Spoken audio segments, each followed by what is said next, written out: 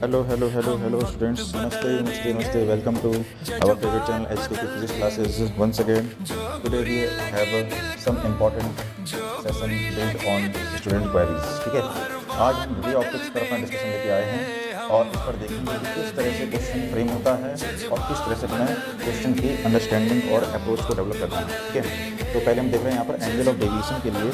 अगर हम angle of deviation के लिए देखा जाए तो सिंपल सा ये इंसिडेंट रे आ रही है, ठीक है, पढ़ चुके हैं, और ये रिफ्लेक्टेड रे है। ठीक है, यहाँ पर क्या हो रहा है, रिफ्लेक्शन हो रहा है। ठीक है, यहाँ पर रिफ्लेक्शन हो रहा है। एक्चुअली में क्या होता है, इस पॉइंट पर तीनों प्रोसेस होते हैं। रिफ्लेक्शन भी होता है, सम पार्ट इसका रिफ्लेक्टेड हो जाता है, और यहाँ पर क्या है कुछ पार्ट एनर्जी का एब्जॉर्ब भी हो जाता है। ठीक है, तो अगर देखा जाए कि यहाँ पर इस लाइट रे का कितना एंगल ऑफ डेविएशन बन रहा है, मतलब ये लाइट रे सीधे जानी चाहिए थी, यहाँ कितना डेविएट हो गई 180 माइनस 2i। तो यहाँ पर क्यों है, क्योंकि यहाँ पर angle I equal to angle R है। ठीक है, incident angle equal to reflected angle है। ठीक है, और यहाँ पर पार्ट बी में देखा जाए कि अगर यहाँ पर 2 मिरर्स हमने यूज़ किया है जिसका बीच का एंगल थीटा है, तो उस केस में हमारे पास एंगल ऑफ डेविएशन क्या होगा, 360 माइनस थीटा होगा, which is independent of the incident angle.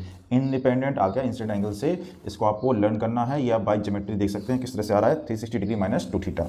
इसके बाद देखते हैं यहाँ पर नंबर ऑफ इमेजेस। ये वाला पार्ट आपका कॉम्पिटिशन में और अदर एग्जाम में पूछा जाता है बहुत ज़्यादा। ठीक है, 2 इस तरह से मिरर्स हैं, अलग अलग एंगल पर बैंड हैं, थीटा इनके बीच का एंगल है। ठीक है, दोनों मिरर्स के बीच का एंगल। तो यहाँ पर नंबर ऑफ इमेजेस बनती है। अगर ये रेशियो अगर इवन आता है तो इवन के केस में हम -1 कर देते हैं किसी भी पोजीशन ऑफ इमेज के लिए। हमारे पास में इस तरह से अलग अलग पोजीशन पर इमेज रखा हुआ हो सकता है। ये आपका हो गया इस तरह से प्लेन मिरर, पहला प्लेन मिरर, और ये आपका हो गया ये दूसरा प्लेन मिरर, और ये इसका एंगल बाइसेक्टर है। तो अगर ये रेशियो आपका इवन आ गया, ठीक है, और ये इसका आपका थीटा है, अब ऑब्जेक्ट आपका यहाँ भी हो सकता है, यहाँ भी हो सकता है, यहाँ भी हो सकता है।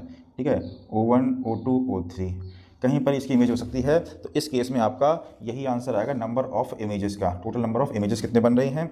इसके बाद अगर ये रेशियो ऑड आ रहा है, ऑड आने से क्या होता है कि हम अगर देखना चेक करना पड़ेगा कि जो ऑब्जेक्ट है उसकी पोजीशन O1 पर एंगल ऑफ बाइसेक्टर पर है, तो हम क्या करेंगे, सिंपल इसमें 360 अपॉन थीटा लगा देंगे।